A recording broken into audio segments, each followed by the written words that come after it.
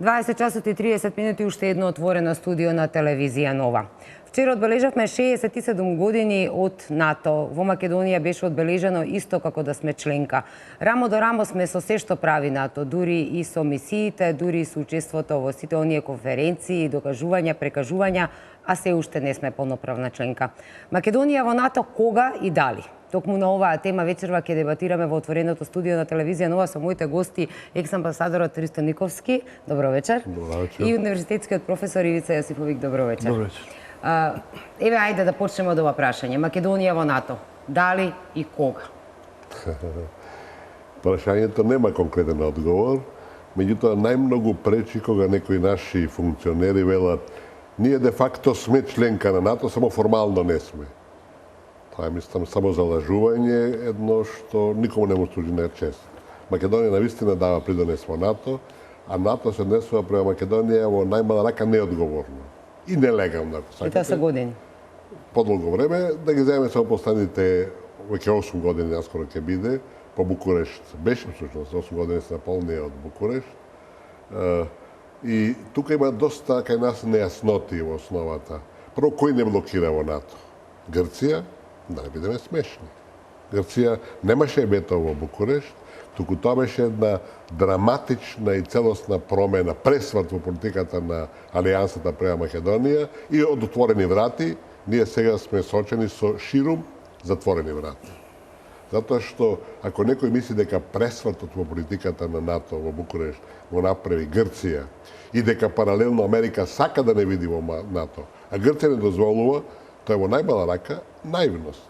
Излегува дека Грција е поголема од Америка, односно Америка, иако нели отворено ни кажа... Видите, деноиве баш по повод на оваа годишнина беше објавено, до се немаше многу прецизни податоци, имаше разни. Овој пат сега потврдија дека во 2012 година Америка, САД учествуваше со 72% во финансирањето на НАТО.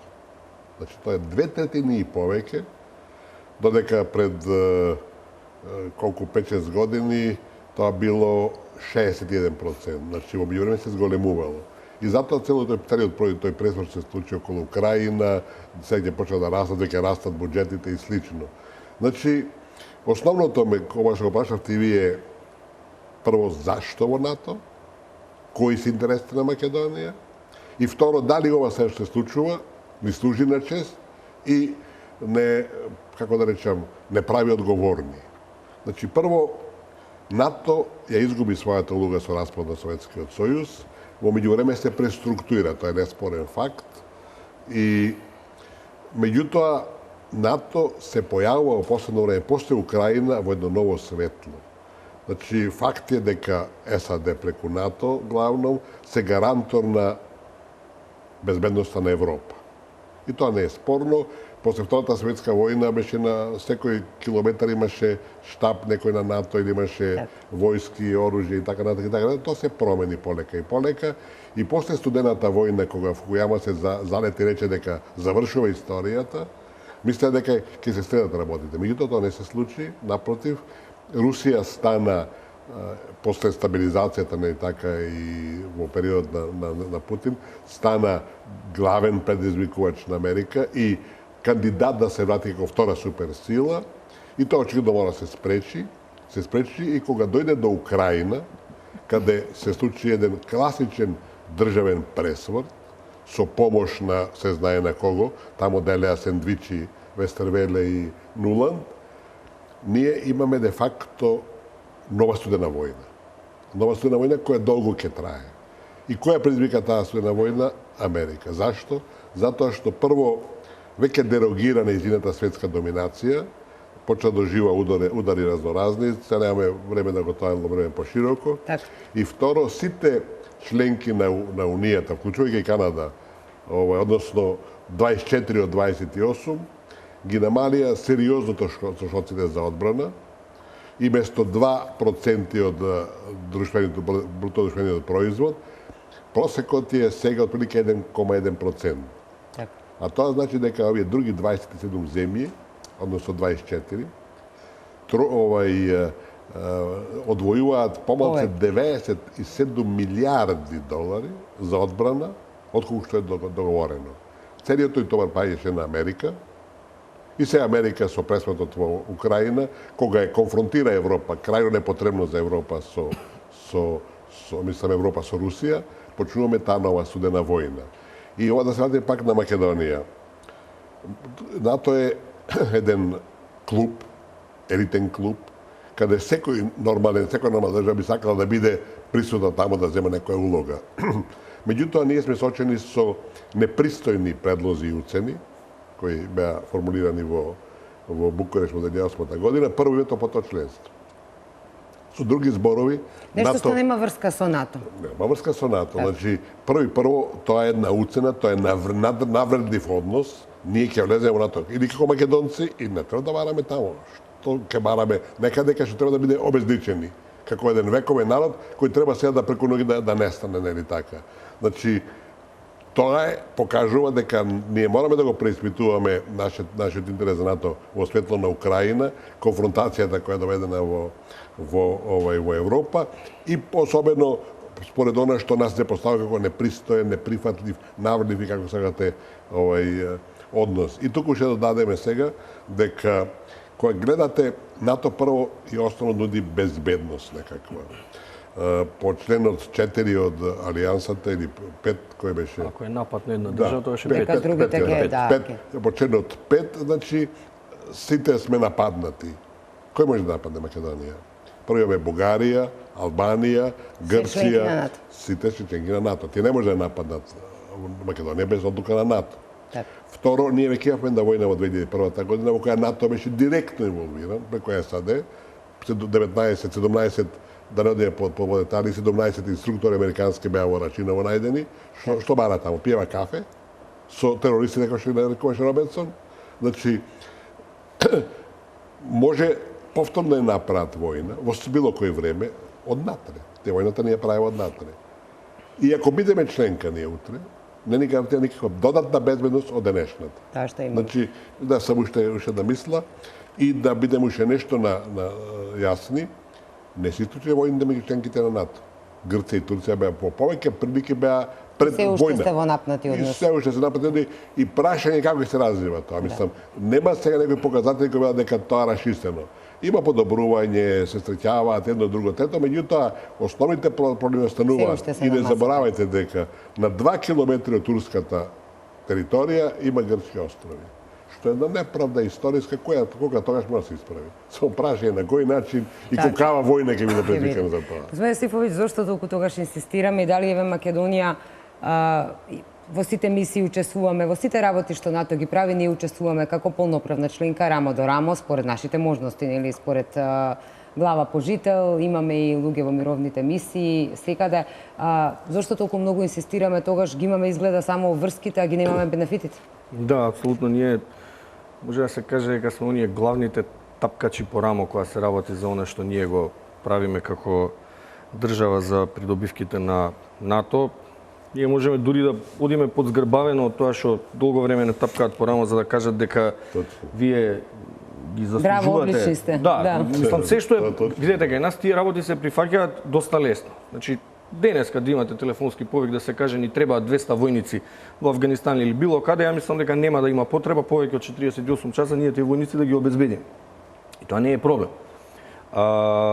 Учествуваме во сите мисии, впрочем ние од корисници на НАТО станавме контрибутори на НАТО и како што рековте по однос на број на жител, ние можеби во Авганистан и во Ирак дури бевме можеби трета или четврта така побројно од многу други земји, по процент на војници во однос на популација. Прашањето за кое што изборевте претходно дали и кога веќе не е како што рече амбасадорот, не е веќе прашање кога, на кое што се нема и конкретен одговор, повеќето веќе и дали. Од причина што нашата желба за НАТО можеби политички на врвот стои добро, котира добро, меѓутоа кај народот малку како да таа поддршка опаѓа, тоа се и процентуални застапени бројки кои што одат во надолна линија, не само кон членството во НАТО, туку и кон членството во Европската унија, бидејќи народот веќе малку е изморен од токму тие тапкања по рамо и велики дека вие заслужувате, меѓутоа имате една држава која што не ви дава можност да влезете во Европска унија и оттаму и тој инает на Грција се рефлектира и кон нас и нашата желба за опаѓање за членство во НАТО и во Европската унија до некаде и опаѓа, што е и во ред, затоа што во тој случај имате јавна дебата за која што можете да ги видите кои се придобивките и недостатоците од самото членство.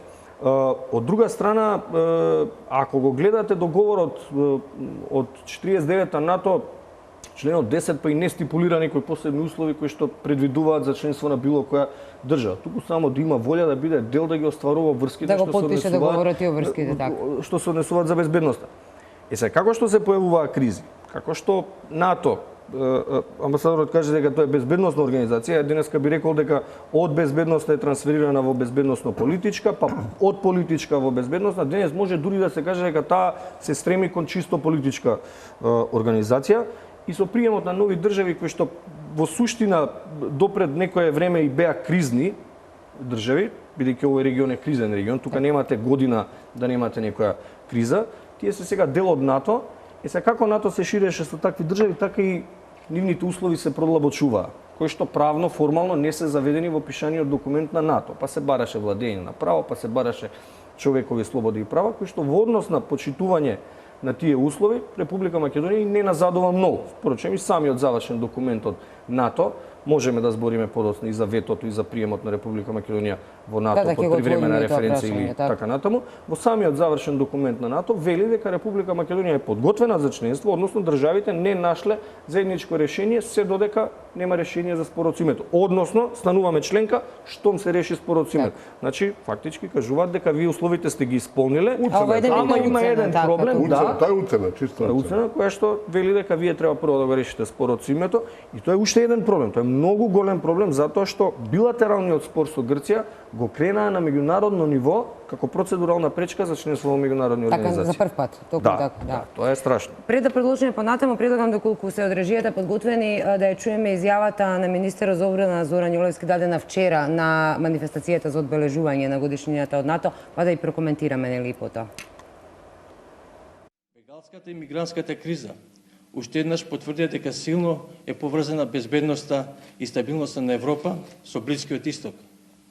Големиот бран на бегалци уште еднаш покажаа дека безбедноста на Југоисточна Европа е поврзана со европската вкупна безбедност и европската безбедност е поврзана со безбедноста на Југоисточна Европа. Во изминатите неколку месеци тероризмот ја потресе Франција, Турција и Белгија, на што настрадаа невидени жртви. На ваквите терористички чинови потребен е брз и одлучен одговор од страна на земјите членки на НАТО. Солидарноста е клучна во овој момент. Со ова алијансата ја потврди својата определба на високи заштита на безбедноста и слободата на своите земји членки и сојузници. Одговор на овие предизвици, меѓу другото и проширување на зоната на слободни демократии.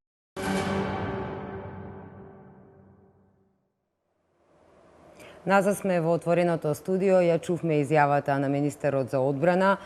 Политиката мора да оди по патот на кој што сме тргнале, нели, изјавите се и такви. Еве, беше спомената мигрантската криза. Господине Никовски, дали мигрантската криза е уште една работа за која што ќе бидеме потапшани по рамо од НАТО? Затоа што навистина покажавме дека сме битни, од нас зависеа многу работи, доколку Македонија не изиграше како што треба во оваа ситуација, во проблем ќе беше Европа, иако нели малку и задоцнето. Видите, прво мора да констатираме дека НАТО не беше на никаков начин ангажирана кон оваа бегалска, ја би рекол пред се мигрантска криза. Јас сум уверен дека кога би се направила едно скенирање детално, преку 90% се мигранти, а не се бегалци. Значи не беше воопште вклучено, напротив. Се вклучи на крајот сега, нели, при Егејското море и патролите, односно донесе одлука. Таа се сетници, мислам, таа никаква улога нема клучна, бидејќи во меѓувреме беше постигнат договор. Тоа повеќе беше акција на спасување, да не гинат таму, да не се дават. Меѓутоа, особено мигрантската криза, односно полубегалска, повеќе мигрантска криза, покажа дека Европската Унија нема капацитет ни Фронтекс, ни ништо да се соочи со такви предизвици. И кога зборуваме ке за НАТО, овие појави кои сега се дојде од италијанскиот премиер Јункер рече дека треба да се прави некоја европска безбедносна унија или нешто слично, дават некаква надеж. Тие се уште гласови во пустињата без никаков рефлексија поширока. Не е возможно да се размислува такво нешто, али од нешто може да се почне. Бидејќи не заборавајте дека Европската Унија нема, ниту во догледно време ќе има заедничка безбедносна политика, бидејќи 28 земји не може да се договорат. Ви го ставя 5 земји, 6 држави, Не може да се договорат. кај се толку држави, со исклучително различни интереси. И затоа останува таа зависност од Америка. Да не беше таа безбедносна зависност, Европа многу полесно сама ќе привеше. И најмногу што пречи и што е кочи Македонија во патот кон Европа е тој услов што прво НАТО, после тоа ЕУ. Тоа не важи за сите, имаше исклучоци или така, меѓутоа главно за нас важи, тие поготово источноевропски земји, и тука почнуваат проблемите, затоа што НАТО во целината е трошок. Државата која ќе влезе во НАТО прво мора да се Мора да даде 2% од GDP-то. Ние даваме отприлike 1%, не дали вас ви е познато колку, 1%, треба дупло повеќе. Единиот бенефит или корист, многу често се користи тој англиски израз бенефит, таа користа наша би била само некоја воена опрема што не донираат, поклон и така натака. Друго, ќар нема од тоа. Значи имаш повеќе трошкови, учеството во мисиите ние го плаќаме, да бидеме јасни. Сами го плаќаме. Значи тоа е наши трошкови се и тоа треба, мислам, Влегуваме во војни емисии кои друг ги води. други води, кај што сме ние пиони и за среќа не сме гледани голуби, нема жртви, разбирате. Може да има жртви, што ќе предизвикаше многу посериозни промени и превирање во државата. Имаше ситуации кога земји кои што се во НАТО донесоа одлука еднострано да ги повлечат своите мисии, а ние упорно учествуваат така натака. Така да нашите учество, мислам, во сите тие мисии и тоа ударањето по грб, браво, не ни служи на чест по основата, што тие од една страна тоа е таа политика на двојни стандарди. Од една страна вика браво, од друга страна вика ќе се видиме следниот пат, кај ќе се видиме. Или ги решаваме проблемите, или ги решаваме проблемите. И знаете, таа нелегално, зашто кога се удират во гради, натовците велат, прво вика, тоа се бориме за владењето на правото. Второ, човекови права. Трето, демократија. Четврто, што уште не така, слободни медиуми, не знам и слично. Сето тоа е приказна за мали деца, тоа важи за нас, не за нив. Да. Ево сега најновиот пример со овие панамските хартии. Документи. Во Британија века сликите на пола страните се на Путин, а Путин никаде не е спомнат, негови соработници се спомнати, Путин лично не. Пријатели и соработници. А татко му на Камерун, кој е директно тамо нотиран и тоа со големи трансакции, не го ставаат. Така, Кремљ имаше официјална реакција за тоа дека ова е пропагандна војна против Путин. Значи, зборуваме за слобода на печатот. Или зборува за владењето на правото. Хашкиот суд, највисоката судска инстанца во светот, реши. Македонија е права во спорот со Грција. А од Америка да велат мислењето на судот. Судови не донесуваат мислење, донесуваат пресуди, разбирате? Значи го игнорираат правото. Кога им одговара, го користат и го почитуваат, кога не им одговара, не го почитуваат. Иначе да го објасним и тој случај со Хашката пресуда и НАТО. Хаг, грубо гледано или начелно гледано, нема ингеренции во НАТО. НАТО е надворешна организација, институција која, мислам, не е под ингеренцијата, не е под... Меѓутоа, сепак, Хаг е меѓународен суд кој што е признат од сите тие земји членки на НАТО. Видите, не само што, значи, кој е НАТО? НАТО се членките. Така. Сите членки влегуваат натре со одделен багаж. Да. И ако ти легалните обврски на тие земји не ги признаваш, ти го признаваш меѓународен правен поредок. Ти си терорист. Така се однесуваат терористите. Значи, обврската на НАТО да ја го почитува Хашката пресуда е индиректна, преку Грција. И ако Грција почитува таа пресуда, ние ќе бевме на членка во НАТО, бидејќи никаков во 2008 година сите членки без исклучок, Грција исто така, јавно кажа Македонија ги исполнува сите критериуми и не примија. Ни поставија блокада, уцена и ултиматум. Првото потоа членство, што е надвор од прво од легалните, од нивната, како би рекол, од нивните документи е тоа надвор. Те не може да држат да поставуваат услов да го менува своето име. Меѓутоа сепак го направија тоа, господин Николски. Дали можеме да го прокоментираме фактот дека зошто не оставија Грција да удри вето да одговара за удреното вето, него тоа го направија, на крајот испадна дека тоа не е вето. Не е вето. Немаше формално вето. Не може да биде вето, бидејќи таму немате постапка на гласање каде што некои држави ќе кренат рага и ќе кажат да, ние сме за членство, Грција ќе крене рага и ќе каже не, јас се противам, па тоа да биде констатирано како вето. Тоа се усвоени заклучоци кои што се однапред утврдени и на состанокот само се дебатира. Значи немате постапка на гласање во која ќе утврдите дека е вето. Што се однесува за самата блокада, Меѓународниот суд на правдата утврди дека веќе де факто дека се работи за вето, согласно однесувањето на Грција пред, за време и по самитот во НАТО. Бидејќи според меѓународното право, сите официјални изјави кои што се јавно дадени се правно обврзувачки за државите. Значи, кога имавте официјални лица кои што излегуваа со став дека на Република Македонија ќе се стави вето или дека ќе се противиме на членството, тоа е веќе правно обврзувачка изјава и на основ доказ и на основ на тоа е утврдено прекршување на меѓувремената спогодба. Меѓутоа, од друга страна, колку и да изгледам некоректно е сето тоа Грција што го прави, меѓутоа колку и да изгледа така, политички има многу добра позадина за тоа и многу добро оправдување што Грција го направи тоа. Прво, по осамостојувањето, Република Македонија настојуваше да биде признаена од што повеќе држави под уставното име. Тоа е неспорно. По потпишување на времената спогодба, ние настојувавме да бидеме примени во секоја меѓународна организација каде што немате прием на основ на консензус. Во сите организации што бевме примени, ние самите внатре се ословувавме нормално со Република Македонија. Дури и кога другите кон нас се ословуваат со привремената референца. И тоа нормално во пракса ќе ви произведе една ситуација каде што во ходниците нормално сите ќе ви се обраќаат со Република Македонија. И тоа Грција нормално им смета доста. И им сметаше многу доста, затоа што знаат што се случува доколку во тој случај влеземе во НАТО, дали под времена референца или со решено име во наша корист.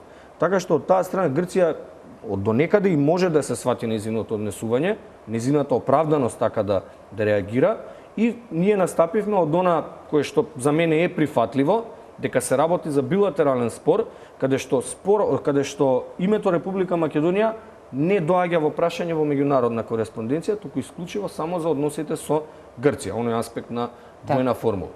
Да се пристапеше кон такво решавање на спорот за името, можеше сосема другачие да се оди целата насока. Видите, тука има неколку елементи кои се важни. Прво, Македонија никогаш не ја прифати референцата. Да, што не го сменивме уставот, не е Не прифатено. што сменивме уставот, него референцата ни е нас наметната и проголтана од наша страна. Дури кога влеговме во Обединетите нации, беше клучно да влеземе, што останавме на брисан простор, од сите страни бевме загрозени и беше паметно што преголтавме таа референца, бидејќи иначе кој нешто ќе случи со државата. Значи, Македонија истиот ден кога беше тоа приемот, нашиот тогашен премиер Бранко Црненко напиша писмо до Бутрос Гади, генерален секретар, кој рече референцата е неприфатлива, нелегална и така натака. Тоа е класично кршење на повелбата на Обединетите нации. Мислам, невидено. И сега после некои замерат зашто нашите политичари не го знаеат тоа. Од кај да го знаат? Ама го знаеат американците, французите, Обединетите нации. И го дозволија тоа, затоа што беше тоа политика, разбирате. Тоа е многу важно, затоа Грција немаше никогаш право и основа да ни го спорува користење на нашето уставно име и во споставувањето дипломатска односи со 137 земји, колку ли се веќе со уставното име. Второ, се согласуваме, немаше вето во НАТО, затоа што начинот на договарање е, да речем, кулуарски. Додека не се постигне согласност. Нема седнување, не се усвојуваат заклучоците. Рековте вие, тоа точно. Нема Да, седнување. меѓутоа беше на вид и демонстрација на мок, затоа што Буш тогаш излезе уште ден пред овакото со трите нели хартивчиња дека ние еве го, готово, уште подпис фали. Коментирам и тоа. Одлична забелешка. И видите, меѓутоа Грција и со тоа што рековте апсолутно точно, изјавите на Карамани сите беа дека ние ќе ставиме вето вамо тамо, се фалеа повеќе за домашната Така, да добијат јавност, али тоа беше доказ пред судот и клучното е што Грција ја прекрши привремената спогода со самиот факт што стана делото и консензус. Значи, Грција се потпиша во привремената спогода, дека нема да не попречува во членувањето во организациите, а ако таа беше, сите не се договараат, еве да речеме Грција без Грција, колку беа тогаш членки на НАТО 25 не е важно, се договараат дека Македонија не ја примаат. Ако Грција влезе во тоа, нема да ја примат, она не попречува. Така. Ако не Без влезе, разлика дали иницијатор или не. ако не влезе, нема консензус. Да. И патот за Македонија е отворен. Така да, тие финеси кои мора да се знаат. Инаку, видите, проблемот е посуштински, нешто на почетокот го рековме, дека не е таа Грција не е Грција таа што препорачува Македонија, туку се Соединените американски држави. Ако Америка сака да Македонија влезе во НАТО, за 3 месеца ќе биде Да, тука излезе работата во Букуреш дека иако Америка сакаше, Грција Видите, по... не сакаше Америка. Тука е една дистинкција која ќе објасниме сега. Председателот Буш, постариот, излезе, не помладиот беше, излезе во јавност ден пред самитот да рече утре ќе бидат примени Албанија, Македонија и Хрватска. За 24 сата беше демантиран и тоа веројатно не му се случило ни ниту еден американски председател во својата кариера. Едно важно, сепак важно надворешно политичко прашање, направи гасно невиден. Меѓутоа не беше спречен, не беше, да речем, Буш, тоа не беше американската политика, затоа што Буш беше на крајот на мандатот. И неговијата веќе советници, администрацијата американска свати дека ако Македонија влезе со референцата во НАТО, заврши прекрстувањето. А тоа не е прифатливо за Америка, мислам тоа е клучната американска политика и дека е тоа точно, ова што го тврдам, е фактот што Метју Нимиц, нашиот познат посредник, месец дена пред НАТО во Букуреш, некаде на 2 март, ако не се лажам, имаше изјава за Гласот на Америка, радиото Гласот на Америка, во која рече: привремената спогодба е мртва, треба да се прави финална спогодба. Тоа е тачно најава дека ако е привремената спогодба мртва, нема Грција обврска да не попречува, да не попречува. Значи, американската политика свати дека ако Македонија влезе во НАТО, заврши приказната.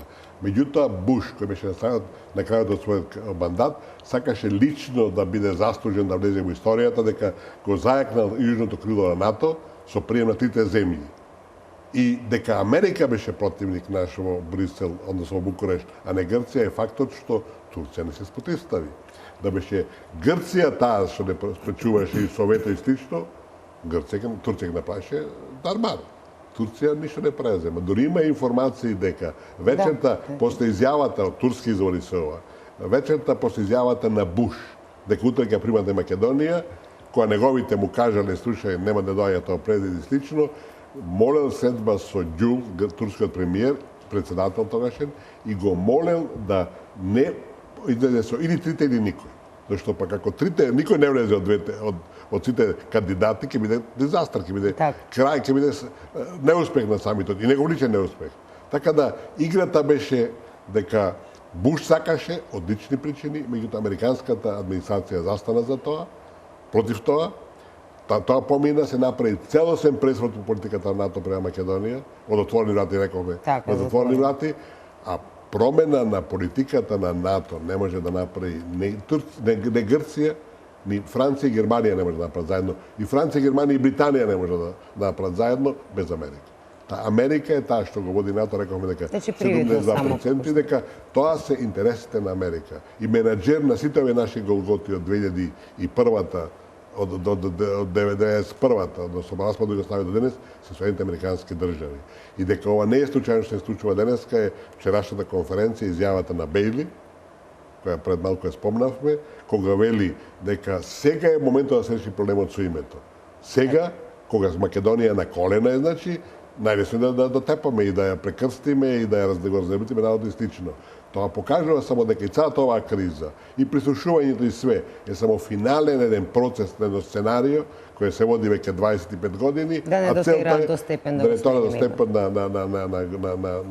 Ја имаме изјавата од Бејли, изјавата од другите амбасадори дадени синоќа, пред да го продолжиме да слушнеме што точно рекол па да прекоментираме. Одлично. Како што знаете, Соединетите американски држави го поддржува вашето членство во НАТО. Тоа представува еден незавршен дел на креирање на соедината слободна Европа каде што владее мир. НАТО е срцето на глобалната безбедност и го соединува фактот дека Европа и Соединетите американски држави се цврсто поврзани. Од формирањето на НАТО јасно е дека безбедноста доаѓа од воената соработка и преку таа соработка се постигнува успех. НАТО ја охрабрува демократизацијата и ја подобрува економската и политичката состојба на нациите. Земјите кои се членки на НАТО се најбезбедните места на светот. In this unpredictable world, we need friends and partners as well. Во овој непредвидлив свет нам ни се потребни и пријатели и партнери во соседството, но и подалеку. Партнерите на НАТО треба да бидат обединети пред непредвидливите безбедносни ситуации на исток и на јужната граница на алијансата. Треба да се фокусираме на најзначајната цел, да ја подобриме безбедноста и издржливоста на нашите најзагрозени партнери во нашето непосредно обкружување. Согласно нашата политика за партнерство, се потребни флексибилност во однос на соодветната географска закана, вклучување на партнерства и инструменти кои сме подготвени да ги понудиме.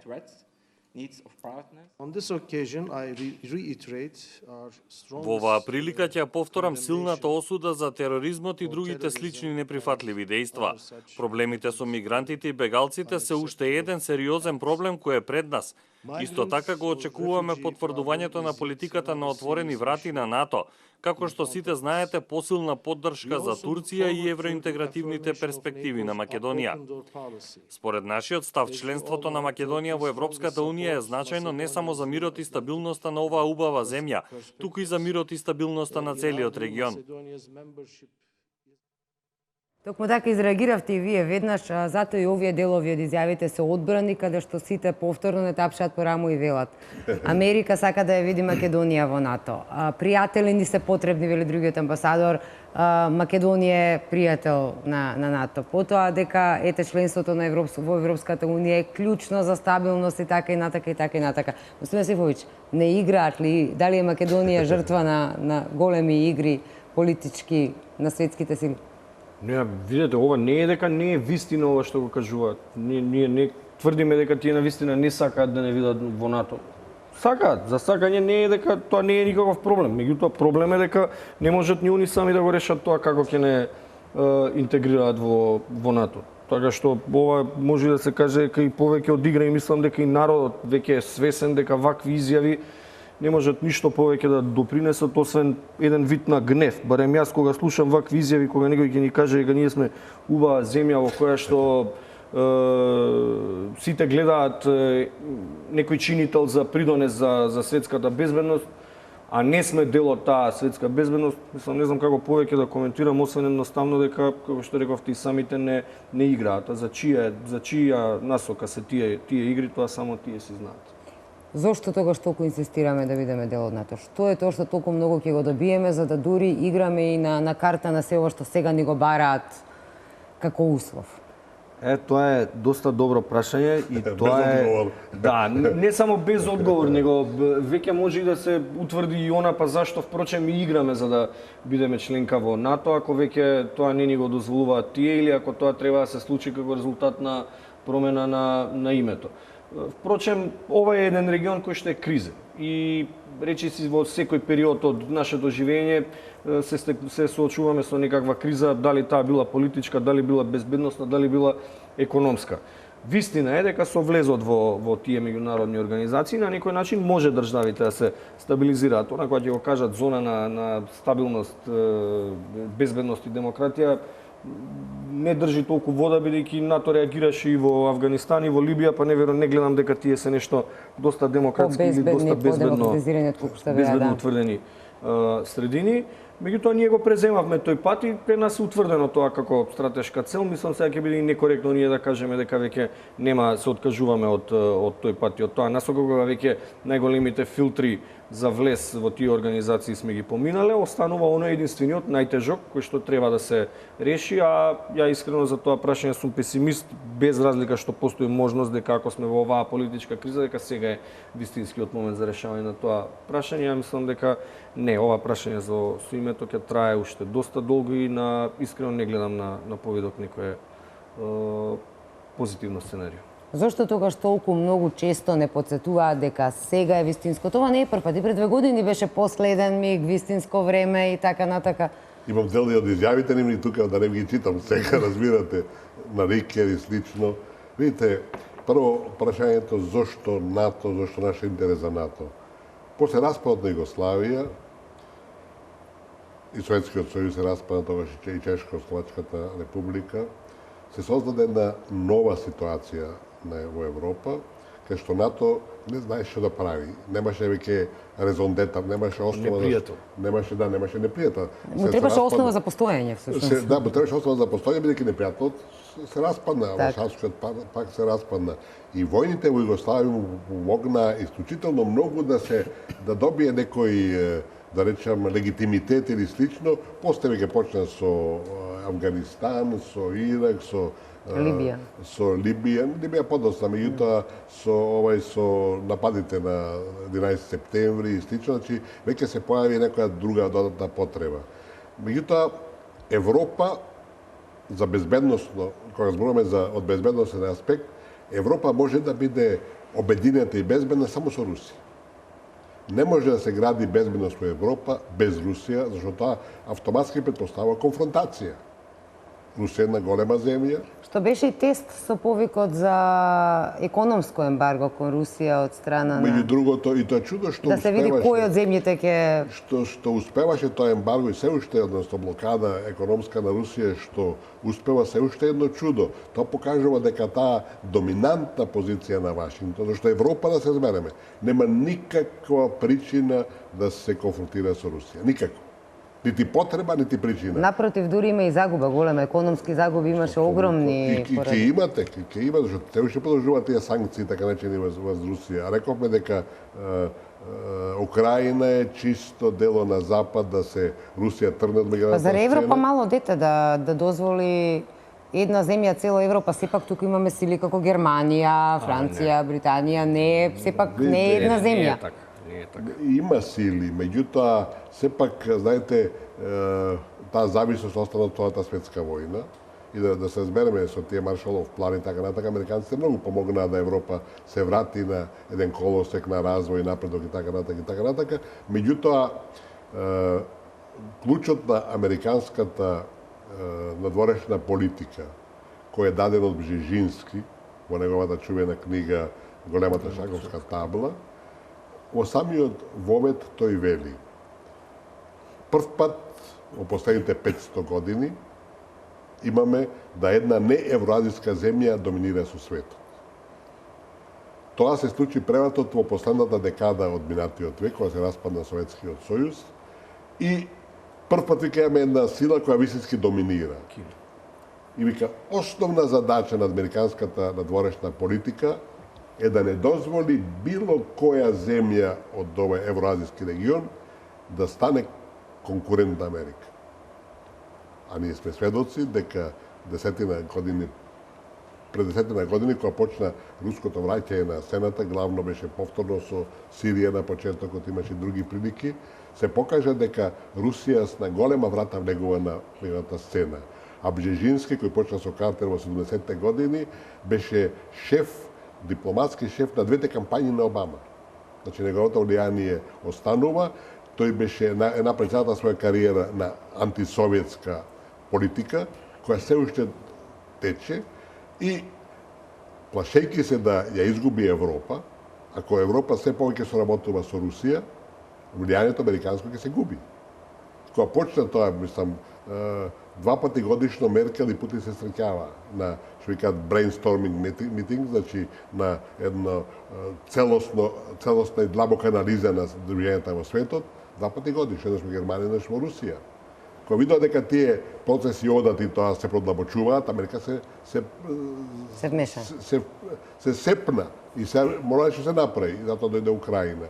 И велам, се во дадена ситуација, кога таа војна отворена меѓу Русија и Америка, и прашање само каде ќе се проширува и каде ќе доаѓа до израз, Европа станува жртва, станува колатерална штета. Во Европа нема сила во моментот кој ќе се спротивстави на Америка, поготово во дадената ситуација кога Русија почна да биде душман, што велиме ние, нели така? И тоа значи само градење на зидови повторно во Европа, сатанизирање на Русија и, со други зборови, нови конфронтации. Светска војна нема да има повторно, али војни Не од оној тип како што имаше. што бере, во Европа веќе нема да има војни. Мислам дека и на Балкан веќе нема да има војни, после последната од 2001 година кај нас, али нема да има ни мир, а поготово ќе има судили нови во азискиот дел. Тамо се и почна со Афганистан, следеше Ирак, после дојде Сирија. Таму се парите. Тоа дојде Сирија, таму се парите, таму економија, таму се префали центарот на светот. Сега на Горно Карабах пукна деновиве и прашање уште не се знае што е за тоа, значи некој ги влече конците да има судини. Зато не заборавајте, освим овој одвојувањето на средства за одбрана и за НАТО, тоа индиректно значи за војната индустрија. Тие нови 97 милиарди долари кои ќе издвојат членките на НАТО за да бидат 2% од општествениот бруто производ, одат во војна опрема. Кој е производител главен на војна опрема? Америка. Тука се Франција, Германија, се разбира Британија, али доминантен е Америка. Така да сето тоа си има своја логика која ја гледате од страна и сето тоа оди во една насока на задржување на доминантната униlaterална доминација, значи, на Америка во светот. Жртва број 1 е Европа, бидејќи ова што се случува со Европа и нејзината зависност само ја девалвира нејзината политика, интеграција и слично, и тоа ќе води во понатамошно заекнување на Америка на меѓународната сцена, велам, а на сметка пред се на Европа.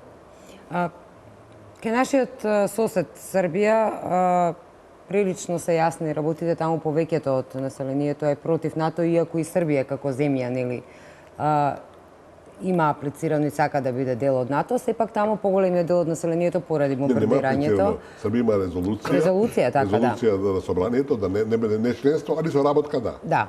Повеќето не сакаат и велат се повеќе се споменува сојуз со Русија, односно вртење на овој дел од Европа кон Русија.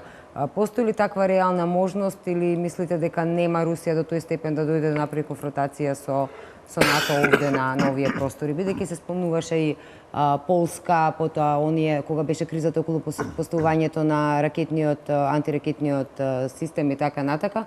Дали Македонија ќе биде доведена во ситуација да треба да бире или мислите дека ќе можеме да заобиколиме тука тој дел, бидејќи и со нафтоводот бевме доведени нели во ситуација и со барањето од нас да и ние да воведеме санкции кон Русија и така натака. Ние колку и да сме мали како држава, геополитички гледано, овој регион е многу важен за сите светски сили и тоа се покажало и во минатото. Што се однесува до Србија, тие си имаат нормално некоја природна врска со Русија и оттаму и негативниот одговор во однос на членството во НАТО.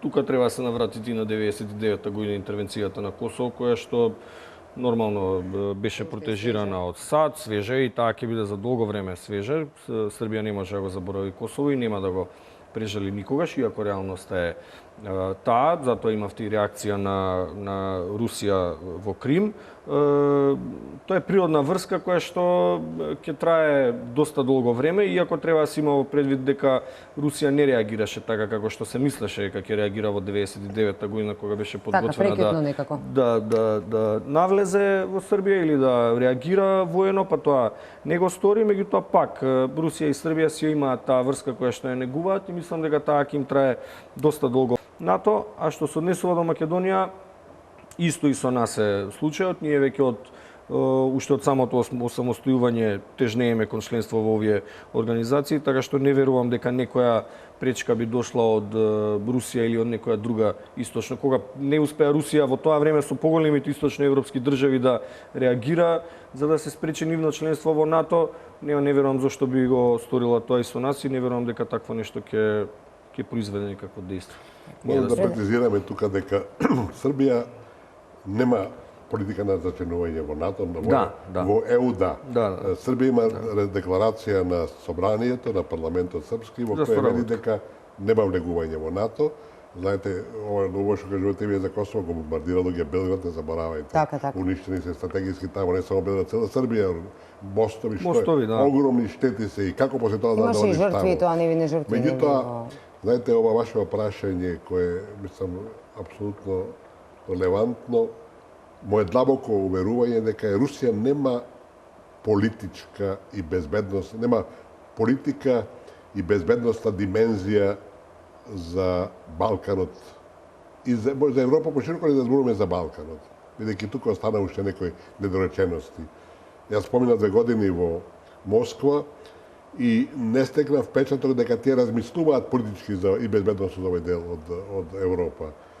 Тоа се покажува и цело време, мислам. Така да некаква опција со запад или со исток не постои. Затоа што да, истокот нема... Затоа што безбедност велам, за интерес. нема, русите не нудат ништо. Не се спремни дури, видите, некој чувствува дека имаат амбасада во Скопје, ништо не се случува. Како да ги нема.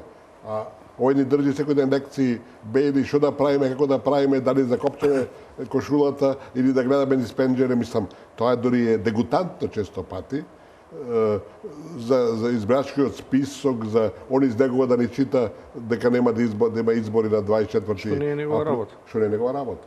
Да беше орав тоа, он има Европската унија, има логика, бидејќи ние сакаме да станеме членка, тој отворено бараат реформи, така, али тој да го чита, мислам. Тоа е предвидено, Така, тоа е предвидено директно како услови за Тоа е членство, тоа услови, и тоа треба да биде он има исполнено. тако. Да, Овој а нема, сепак на разбирате. директно прашање на крајот Да. ќе кажат тоа е одлука на граѓаните, тоа е одлука на вашата влада, Да. тоа е одлука на политичките Али битно е да си го партии, кажат али битно е да своето. си го кажат своето. Да. Велам, американците се однесуваат како, поготово амбасадорите, Рикер почна прв, како неизбран гувернер во оваа наша држава. Меѓутоа не го толерираме, затоа те продолжуваат. И сега го следат и британскиот, и германката, и французинката, што е дегутантно и што е несоодветно и надвор од Виенската конвенција, меѓутоа тоа е очигледно реалност. Меѓутоа, знаете, чудно е кај нас што јавното мислење и интересот, односно анкете што покажуваат за НАТО и за ЕУ е толку висок, што збунува. Нашиот народ не е информиран или не сваќаат сите дека тие тамо не прават недометни.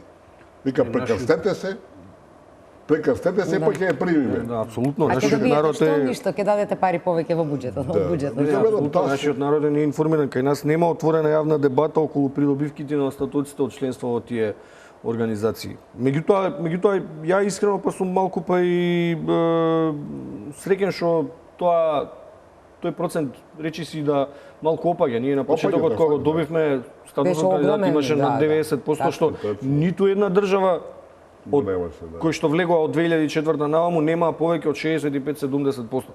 Тоа не е резултат дека ние имаме толку голема желба да влеземе. Туку нас Европската унија и НАТО ни се презентираат доста Позитивно и придобивки со многу големи огромни, така. глорификации, да. Интересно ми е желбата се биде во нив и е логична, поготово Европската унија, што таа носи едно чудо економски. Добро, економски, да, придобивки, слободно разбирате. патување, слободно тргување и така Точно, натака. Тоа да, меѓутоа велам проблемот е што го постави НАТО како прва скала, ова како втора. И тоа нас не обврзува, а НАТО диктира. Знаете, кој ќе се донесе некоја одлука во рамките на НАТО, а таму се 90% исти членки, осим трансферира. осим овој Канада и Америка, тоа обврзува. Да. Разбирате, добро, тука има и Норвешка, неколку земји, мислам, и тоа обврзува. Овие истите луѓе кои ќе донесат одлука во НАТО, например, како беше во 2006 година, 2008 година во Букурешт, прво името потоа членство, тоа автоматски станува врска и во Европската унија, Европската па истите унија. луѓе се истите Истите земји се луѓе, така. сите земји се. И тоа Оде- ни ги врзува рацете нас. Така, овде ќе направиме мала пауза за реклами, меѓутоа и да го погледнеме интервјуто кое што телевизија Нова го сними вчера со Исмет Рамадани, председателот на Северноатлантскиот совет на Македонија, доколку режијата подготвена, значи одиме на реклами, па да го погледнеме интервјуто па да го прокоментираме.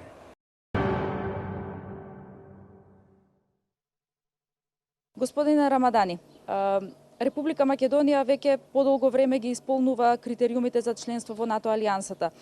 Посветеноста кон НАТО ја докажуваме со учеството во мисиите на алијансата, меѓутоа предолго сме земја аспирант за полноправно членство во Северноатлантската алијанса. Какви пораки ќе испратите денеска до вашите гости со оглед на тоа што, како што кажав, ја имаме представник од идната земја домакин на НАТО самитот во Варшава, во Полска во јули, како и амбасадорот на Турција во Македонија, која што Турција е амбасада за врски со НАТО во Македонија.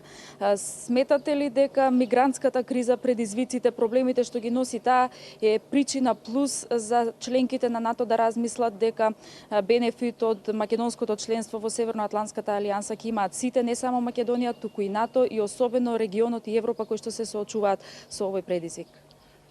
Токму така, и самиот настан на еден начин е и порака, затоа што ние традиционално го одбележуваме денот на НАТО, а во исто време овој месец го прогласивме како месец на НАТО, затоа што сакаме да праќаме сигнали, односно пораки до меѓународната заедница, односно до структурите на НАТО, дека Република Македонија и понатаму останува на патот кон евроатлантските интеграции и затоа денеска со самиот факт дека како говорници ни се амбасадорите на САД, на Турција, на Полска и од НАТО канцеларијата, тоа значи дека денеска ние ќе имаме прилика да слушнеме и конкретни пораки што и како со Република Македонија понатаму во однос на евроатлантските интеграции, односно во овој случај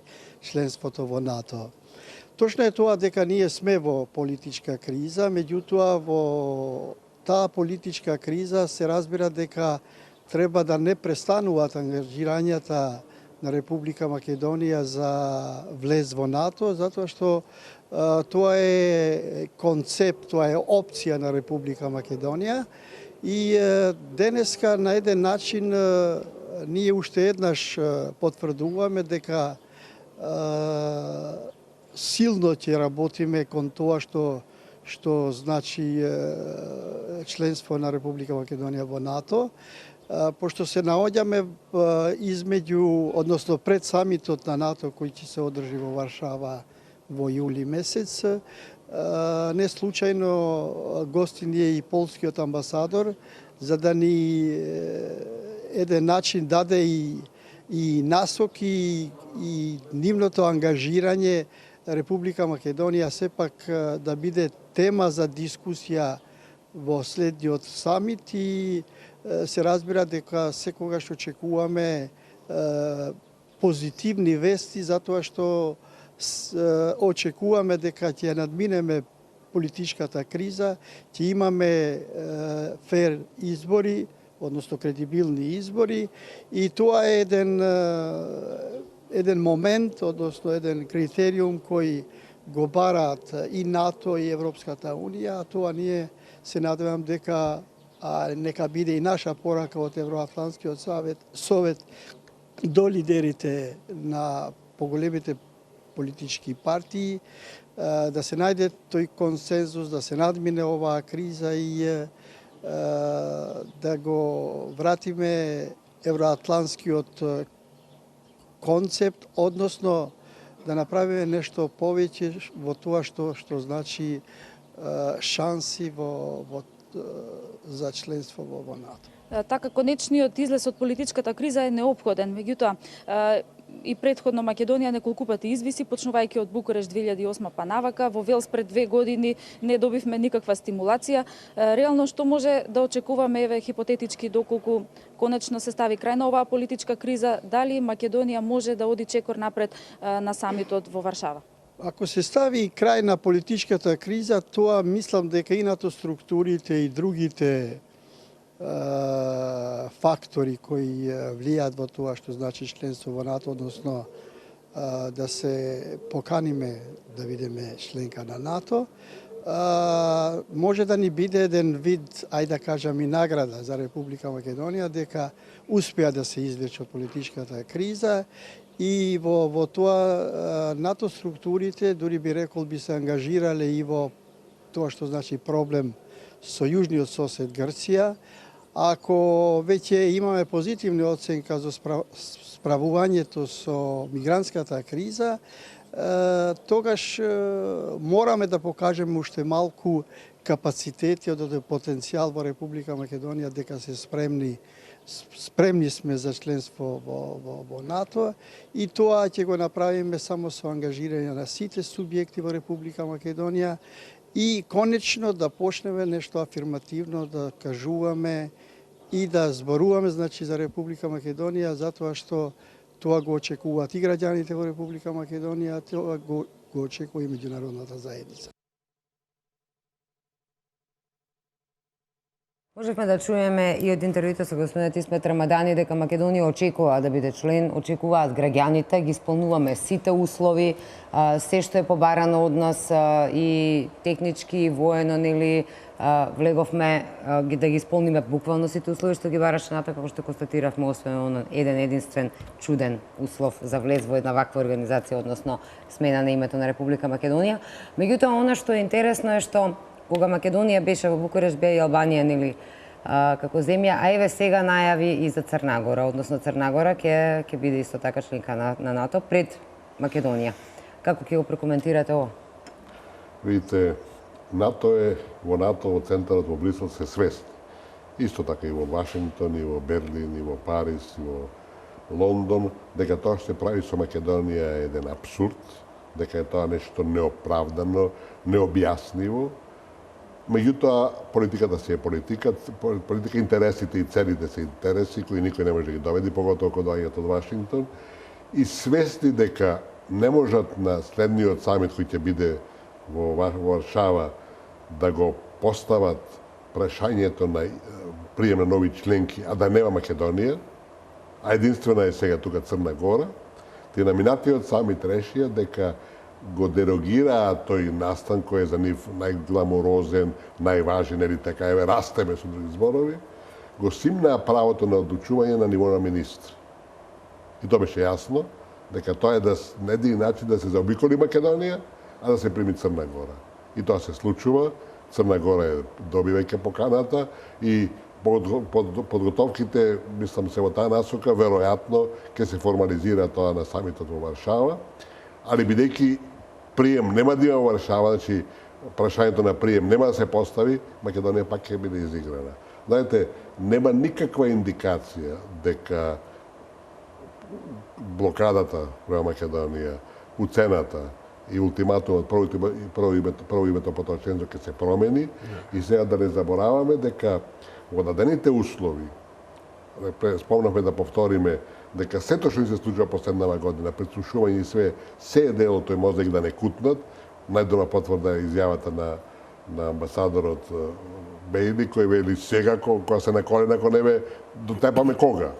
Значи, таа политика продолжува и надминувањето на проблем за нас е главен, основен и клучен за општеството. Ние имаме и проблем на невработеност и социјални проблеми, и етнички проблеми, и какви не имаме. Нормално, кога што имаме цел свет, ќе нас веројатно малце повеќе. Меѓутоа, ова покажува дека број еден проблем не е проблемот со името. Ние остануваме блокирани, уценети и под ултиматум. Значи, сега се прави се, ќе се креираат нови кризи, ако сега ова не даде резултати, да не прекасат и разнебитат како народ, ќе се прават нови кризи, прашање како ќе одиме после 5 јуни и слично. И затоа ми се чини дека новото раководство кое треба да е по изборите на 5 јуни, треба да свати дека големо внимание треба да посвети на ова прашање, да се бараат решенија, бидејќи ако ние молчиме, нам после Букуреш во 2008 година ни се намалува маневарскиот простор, се намалува нашиот рейтинг, нашиот капацитет. Конкретен е условот, немаме каде, да. Да, и тоа станува, разбирате, и сега вие се движите каде меѓу наковалната и чеканото, разбирате, значи ќе будат или по глава или по нос, а ударат цело време. Така да мора се бара подхитно, иако во дадените услови, додека во Грција таа криза решение нема, меѓутоа клучот за проблемот за името не е во Атина, туку е во Вашингтон. Значи, ние треба да ги сконцентрираме сите наши напори во таа насока и треба со Вашингтон да ги отвориме картите и да кажеме, господа, вие постојано изјавувате дека Македонија е посакувана и вчера го повтори амбасадорот, членка на НАТО. Покажете. Меѓутоа, вие поставувате непристои, неприфатливи услови и уцени. Према тоа, во такви услови нема членство. Ако ние го расчистиме тоа со американците, тоа нема да биде лесно и не да велам да не си во чеврите што велат англичаните на политичарите кои треба тоа да го стават на маса, меѓутоа крајен момент е да ние ги отвориме картите, бидејќи ако ги погледнете изјавите на американските највисоки функционери од Медлин Олбрайт до Хилари Клинтон, која беше државна секретарка и слично, покажуваат дека политиката на негирање на македонштината, на промена на името, прекасување на државата и раземитување народот доаѓаат од Вашингтон. Кој ќе отвориме тамо тој файл, ако сакате тоа прашање, после полесно ќе се движиме. И ако сакате да бараме решението мора да се бара во рамките на Обединетите нации. И ние во дадената ситуација крајно е време, после на такви разговори со американците, не мора да бидат јавни, ќе бидат тајни, ние мораме да го известиме генералниот секретар на Обединетите нации дека медијацијата не даде резултати, ева 20 и колку години, така. дека е потрошена, дека овие 25 години покажаа дека основната причина за која не го спендира името, не обезличија на меѓународната сцена, дека представуваме некоја закана за јужниот сосед, дека нели името е Територијална дури, да, што е идентизмот смешно. доаѓа од името, се покажа како измислени, неточни, бидејќи ево ние сме сите сведоци дека 25 години ние немаме ниеден безбедносен инцидент со Грција. Така. Каква опасност? Напротив, економските односи ни се одлични. Се развиваат Да, економските да. односи, значи ние не представуваме, ти можеме да представуваме, тоа беше сепак измислица, ајде да се таа раскринка, иначе да се бара од генералниот секретар да го извести Советот за безбедност, дека тоа прашање е веќе надминато, причините кои се наведени се покажа неиздржани и да бараме да ни се врати името, да ни се врати Нема ли името. можност, реално тоа да го направиме? Да, може, не само што е реалност, тоа е наша задача основна. Не држи она една теза што ја справедува дека ние можеме да го заобиколиме Советот за безбедност, додиме на Советот на Генералното собрание на Обединените нации, таму навистина постои техничка можност со не знам 50 на земји да гласаат дека Македонија треба да си го врати името и да се поништи, меѓутоа тоа не е издржлива теза, бидејќи за Советот за безбедност тоа е безбедносно прашање и ако ние одиме во една таква, да би рекол, заобиколување на Советот за безбедност, тие веднаш ќе го повлечат прашањето и ќе се врати во Советот за безбедност. Така да таа теза и таква можност не постои, бидејќи да сакаме да одиме таму, прво ќе се противставиме со Соединетите американски држави. Вие сите се сеќавате дека кога Македонија реши, што беше изволен потек додина судот во Хаг, американците направија све тропа на маса да не го правиме тоа. Да не го направиме тоа, до последен И момент. сега ќе го спречат тоа. Меѓутоа, ако одиме да се врати проблемот на Советот за безбедност, тоа е една, би рекол, еден логичен пат по кој треба и мора да се оди, ако сакаме да излеземе од Меѓутоа, цајтото. за тоа да се случи, господин Николски Јосифович, треба стабилна Треба Македонија да политика, реши. стабилна Да, влада. Меѓутоа, еве некој очигледно има интереси постојано да има политичка криза во Македонија. Мислите ли дека 5 јуни ќе биде прекршниот датум или можеби ќе не трае уште малку подолго оваа политичка криза? Прво ќе се навратев на некои Слободно. ставови тука. Треба да си имamo предвид дека ние оваа држава не ја правиме за Брисел. Ние оваа држава ја правиме за нас. Значи, веќе многу е тоа досадно кога се збори што треба све да исполниме, кога ние тоа го правиме за нас самите, не го правиме За некого таму, за нив. Што се однесува за таа правна постапка која што постои во рамки на Обединетите нации, таа е навистина добра и доста издржлива и може да ги помине сите тие три филтри, меѓу кои Генералното собрание и Советот за безбедност и Меѓународниот суд на правдата. Секоја од нив оди во посебна постапка.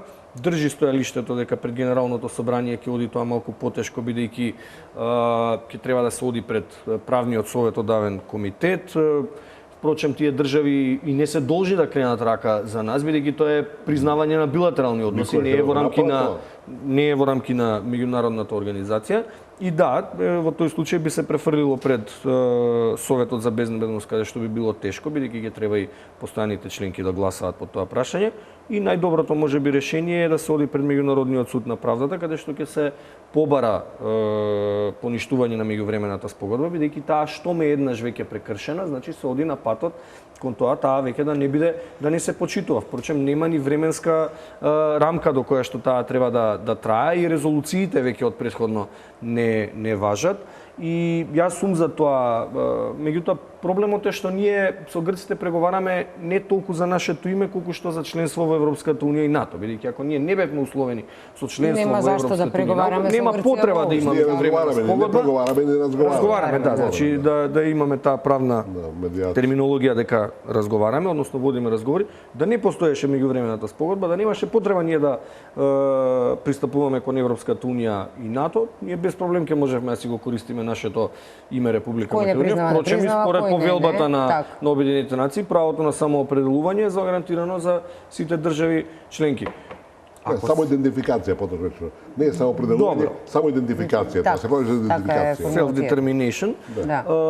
Сега, ако тоа веќе го вратиме на нашиот контекст во однос на политичка криза и дека амбасадорот Бели стапува со такви најави, јас сум на стојалиштето дека треба да има избори што побрзо.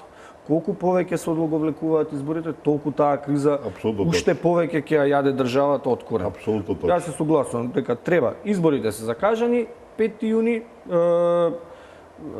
се бара прочистување на избирачкиот список, ДИК е задолжен за тоа, ДИК е во, да не речеме, собственост е под команда на одредена политичка партија, гледате дека таа ДИК не излага со изјави, значи штом не излага, тогаш нешто е од друга страна влијаено, меѓутоа 5 јуни се изборите, што побрзо се случат, толку побрзо мислам дека Македонија ќе излезе од оваа политичка криза, бидејќи на оваа држава е потребна стабилна влада, не влада со повеќе партии, да се знае што има кој е токму така народот да избере.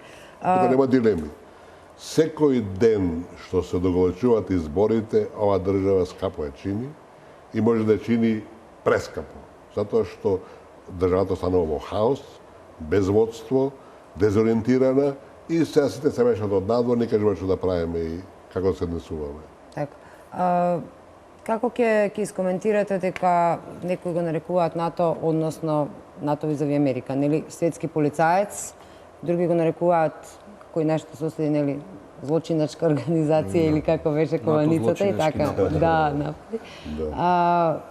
Каде Македонија го гледа НАТО, како ние го гледаме НАТО? Дали имаме воопшто интерес да бидеме дел од нечии други игри, туги војни, како што ги велат? Видите, проблемот е доминацијата на единствената светска суперсила во НАТО.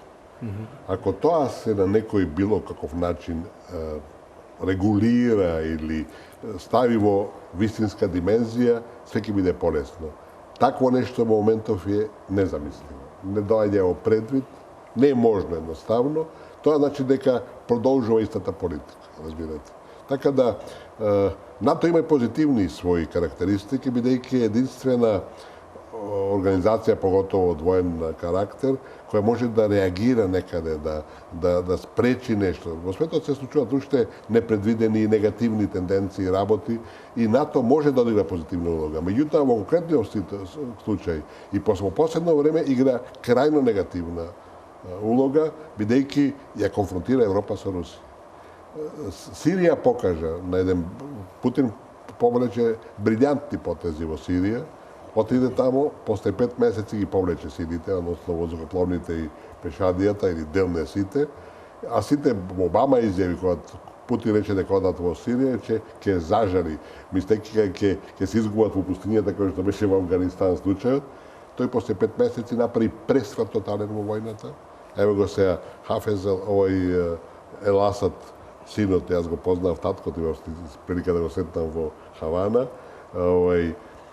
де факто сега беше пред распад, беше пред пораз тотален, не го сапеше веќе никој, еве сега ослободува Палмира, ја ослободува, че други градови ослободува и е веќе играч. А знаете, главната заслуга што е на Русија и на Путин во конкретниот случај е тоа што спречија нова Либија.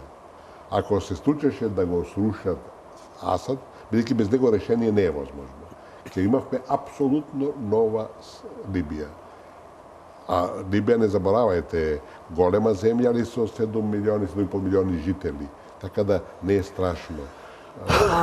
Пред година дена, према американски показатели, Сирија имаше 22,5 милиони жители, 22,5 милиони жители, крајот на минатата година 17 милиони.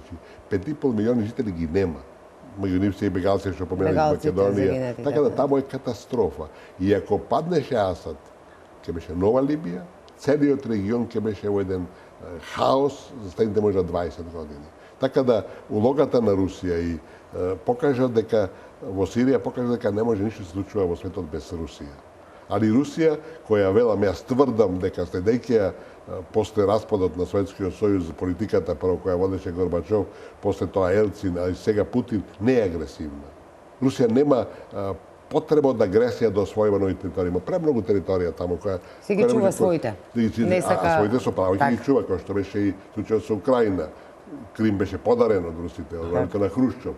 Си го врати и тоа на еден елегантен начин.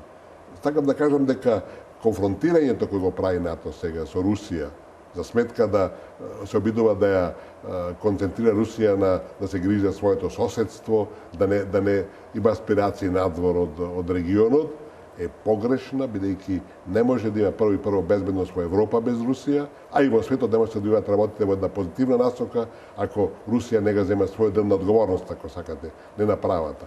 Русија, како што рековме преска, на Балканот не покажува аспирации, не сака се конфронтира со Америка, што не заборавајте, прв пат по распадот на Југославија, Америка стапна на овој регион. Никогаш порано. Тука беа доминантни Франција, Отоманската република, Австро-Унгарија, Британија има своја улога. Никогаш немаше Америка. Сега прв пат и тие тоа љубоморно го чуваат и Русија веројатно тие причини не сака, не нуди ништо. И Србија која беше најблиска, што и самите рековте, беше со оставена. Русија, е оставена. Так.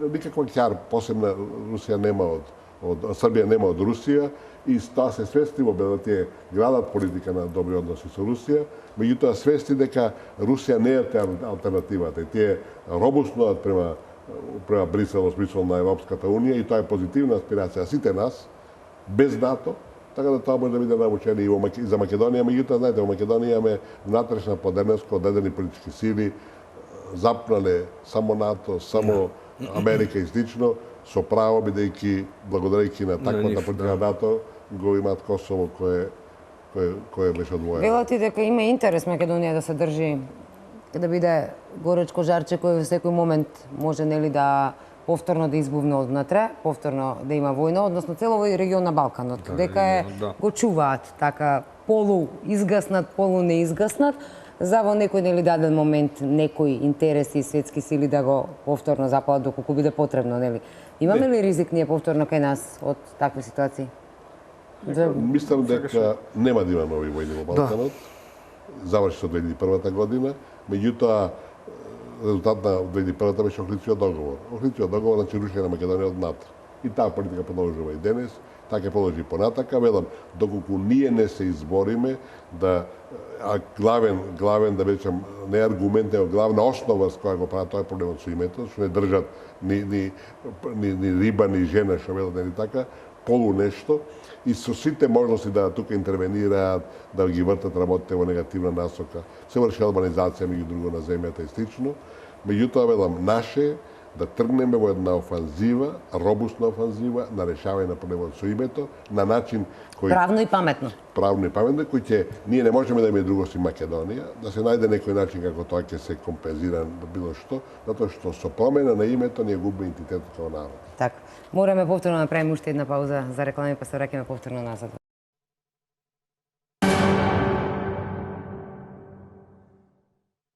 Назад сме во студиото, би сакала да прокоментираме кога веќе сме кај НАТО и кај бенефитите од НАТО. Што всушност, ете барем на хартија, ако на ништо друго, господин Јосиповиќ, нуди НАТО? Што Македонија ќе добие? Поголема безбедност, доколку некој не нападне ќе не бранат сите. Што? Да, ама поголема безбедност, ама таа е загарантирана безбедност на хартија, бидејќи како што рече амбасадорот, ја не знам кој е тој што би не нападнал нас од надвор, а НАТО реагира спротивно на својот договор. Впрочем, они од 49-та го немаат сменето договорот дека напад на една држава е напад на цел на сите држави членки, а НАТО знае да реагира самостојно. Ние со оглед на тоа што другите држави околу нас се веќе членки во НАТО, ние остануваме како еден мал дел кој што треба да се интегрира во НАТО, а тоа може да се случи само со решавање на спорот со името. Што подолго тој спор се држи на страна, толку подолго и ние ќе бидеме надвор од НАТО и едино некој апокалиптично сценарио да се доведеме во ситуација како за време на Балканските војни, да не продолат па да не постоиме, ама тоа никако нема да се случи. Значи на оваа територија веќе како што рече амбасадорот нема да има веќе конфликти. Она што им се нуди на државите кои што стануваат членки на НАТО е една нивна поголема сигурност дека во било каков конфликт кој што би дошол или напад кој што би дошол од надвор, државите членки се обврзани да действуваат и да реагираат во одбрана на таа држава, што не значи дека ако нас некој не јаде од внатре, дека НАТО ќе биде тогаш приморан да реагира. Значи исклучиво се однесува само за безбедносен аспект, дека ние треба да се држиме во таа организација само за да можеме да си ја гарантираме нашата безбедност од надвор, не од внатре. А кои се ризиците? Што треба Македонија да даде? За да биде. Ризиците се доста големи се ризиците, бидејќи ние учествуваме во мисии и во војни кои што не се ниту покренати од нас, ниту пак ние сме пројавиле можеби желба да учествуваме во тие војни. Тука е проблемот прво и основно со дејствувањето на Соединетите Американски држави и со дејствувањето на Обединетите нации, која што веќе како организација чија прва основна цел беше зачувување на меѓународниот мир и стабилност, не може да ја оправда таа улога, па во таква ситуација се втурнува НАТО да ги решава безбедносните проблеми и тука нормално како главен двигател се Соединените Американски држави, кои што од една страна имаат желба во одредени ситуации да действуваат самостојно, после 2001 како што се вели она preemptive или пред време да се реагира онаму каде што постои можност дека може да има безбедносна грижа. Во такви ситуации каде што САД нема желба да реагира, тогаш се втурнува НАТО и тогаш во тој план и во таа политика влегуваме и ние и ризиците се тие дека ние ќе треба и покрај исполнетите услови за членство, ние ќе треба и понатаму, не ќе треба, уствари ние таа желба ја истакнуваме дека ќе ги даваме нашите војници за па сега тоа дали се миротворни, хуманитарни интервенции, тоа е веќе прашање за дискусија. Тоа е основниот ризик, дека ние ќе треба да учествуваме не само финансиски, туку и со број на кондури и број на пушки. А колку финансиски ќе не удри членството во НАТО нас? Мислам дека проблемот не е во парите. Проблемот е се малце поширок. Ово што го зборуваше и колегата, мислам дека во дадените денешни услови со една нагласено негативна улога која игра НАТО, посебно во Украина, ќе мора да се земат страни. Така. Тоа е секојаш опасно, поготово во нашиот дел на регионот, зашто што се менувале господарите, кои се денеска со едниот, утре ќе тој другиот и си обрал бостан, што вели народот. Така да, во целина, ние не треба да брзаме со НАТО, по моје длабоко верување треба да го преиспитаме нашето учество во сите нивни активности и мисии, бидејќи ако некаде учествуваш, треба да калкулација секаде. Бенефит? Давам, што добивам. Велам, не се пак по прашање парите, него што вкупниот приход, профит од сето тоа. Ние даваме, а ништо не добиваме. Да ве потсетам дека во 99-та година, кога беа операциите против Косово, Македонија го даде својот воздушен простор во користа и србите не би требало тоа никој не го простат нас, затоа што ние можеме да го бомбардираат Косово, после тоа и нагоре према Србија, а во такви моменти, тоа може да го прави само членка на Алијансата. Ние требаше поставиме устав, господо, да. Ама ако сме членка. Дајде. Не сме, немаме зашто. Преку експерименте, ние не го поставивме тоа и тие, фала Богу, ако после тоа поставиш. Дали Македонија пропушти неколку можности така да стави цврсто на... Да. Ние многу работи завршивме за користа на НАТО, а ништо не дојде за... Никаква корист неавме од сето тоа. Велам, некојаш треба и да дадеш без директна корист, тоа е, да речем, начинот на живење и христијанството го сакате го прокламира тоа. Меѓутоа, не можете да дозволите да цело време ве држат под маса и ве удараат по грбот и викаат браво. И упорно молчат. А ви имате едно барање кое, велам, не заборавајте, во 2008 година и Грција рече дека Македонија ги исполни сите услови. Не другите членки. И една Грција која формално не е нашиот противник, кој пречката наша и слично, иако не е во основата, кој што рековме преска, меѓутоа не успеавме да поминеме. Значи, се води една глобална, регионална политика, поточно кажано, во која македонците као такви и Македонија ваква као што е денеска е неприфатлива.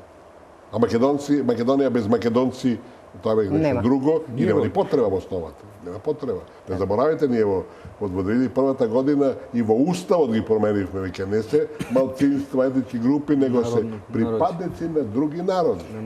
Дали е навистина тоа посреди, бидејќи историјата не познава никаков писмен, договорен обид и да се успее да се промени било кој идентитет на било која нација или народ во светот. Значи, вие на парче хартија нема да ме промените мене дека се чувствувам како македонка, кој да потпише. Ако сум јас македонка, сум македонка. Постојат и други муабети, ќе ги наречам. Дали може би е посреди, зошто толку НАТО па и не игра до некој начин, не остава барем скроз да не тргне од патот и од играта, се споменува криволак. Дека на НАТО му е потребен криволак, дека му се потребни други ресурси од Македонија. Што ви мислите за тие игри и муабети? Видите, колку што интересот на Македонија за влез во НАТО, уште поголем е во принцип интересот НАТО за Македонија. Зашто сите да влезат во регионов и Србија, и Босна, и Косово да влезат во НАТО. Ако остане Македонија сама тука надвор, останува едно чувствително тело Кој што утре може да се приклони на друга кое страна. утре може да биде руско, не знам, Така. кинеско, индиско, кој знае кој ќе се може да се појави некој трета Трета сила. светска сила. И тоа, знаете, како викаше во Америка, како го оценува како оценува Куба, сега ме промени во Куба, вика, знаете, вика, Куба ни е тука. И таа представува проблем, бидејќи имаме колку 32 заба, ако едниот те боли, а Куба нас не боли, џабе се 31 здрав. Значи, тој еден зап ви го уништува животот.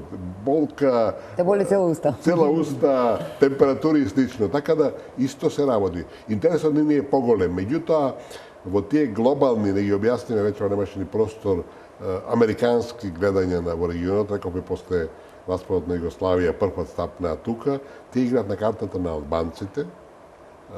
Веќе голема Албанија во голем дел создадена со независноста на Косово. И македонците очигледно им пречат да се вклучуваат во ние тие регионални концепции, планови, визии и слично. Затоа ние мораме што потхитно да го расчистиме тоа, бидејќи времето не работи повеќе за Македонија. До 2008-та Многу работеше. помина Ова време. статус кво не ни одговара воопшто. Апсолутно не ни одговара, до 2008-та работеше за нас. Ние во тој период од привремената спогода од 95-та година до 2008-та година успеавме да Создадовме доста добра основа. 137 земји не призна, де Да, и тоа одеше. Сега имаме од застап. светот. Сега ние немаме некои исчекори позитивни. Ние стапкаме во место, ни слабе линијата позиција, бидејќи и внатре се случуваат овие кризи, ќе ги има почесто ако не го решиме тоа. На некој прашање. начин досадни сме веќе колку години, ништо не се случува. Чим Значи, толерираш се- нешто, знаете, а тоа ти не штети на здравието, А упорно толерираш? Како викате на малку трудна, не малку Да. трудна, разбирате. Вие во почетокот не го третирате, ама тоа малку станува повеќе и повеќе, и после веќе нема решение, си пресвршен чин. Така тоа не се случува нас. Сосема за крај би сакала да ми одговорите на прашањето кое што всушност беше нели еден вид тема на емисијата, господин Јосиповиќ, Македонија во НАТО, дали? Кажав уште на почеток дека нема конкретен одговор. Дали? Па, не знам, во овој момент не.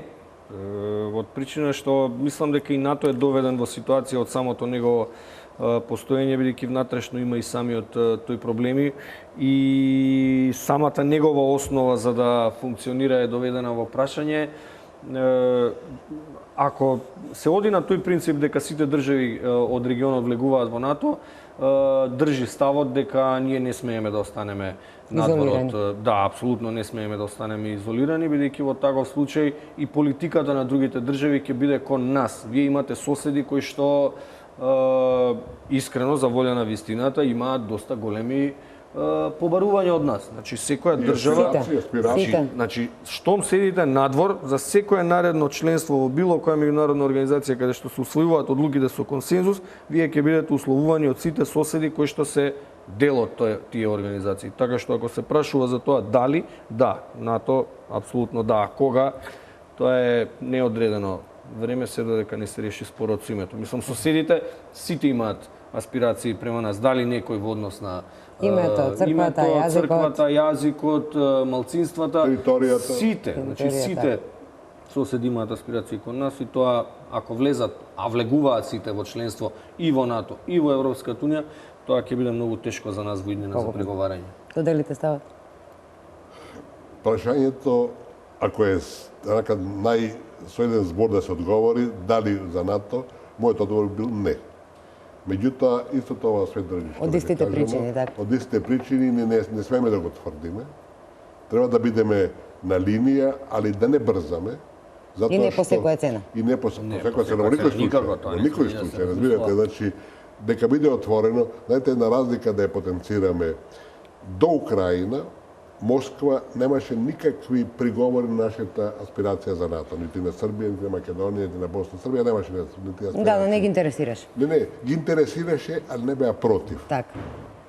Кога се случи Украина, веќе е конфронтација, разбирате, Веќе се билаат страни. И веќе рекоа, секој влез во НАТО представува за нив предизвик и представува за нив уствари, како би рекле, непријателски чин. И тука се во право. Значи, мора да бидеме крајно внимателни да мериме све и да што поскоро рашестиме проблемот со името. Така. Ви благодарам многу за гостувањето во отвореното студио вечера. Колегата Гоце е веќе на својата позиција за да го сублимира денот со вестите. Ви благодарам господин Сикули за гостувањето. Се надевам дека успеавме малку да ги расчистиме дилемите и ово што велите дека нашиот народ не е информиран, односно дека треба повеќе вакви дебати за да конкретно знае што добиваме, што губиме од НАТО. Ви благодарам, драги гледачи, што и вие бевте во овие час и половина со ова отворено студио на телевизија Нова. Останете на фреквенцијата на ТВ Нова, следуваат вестите.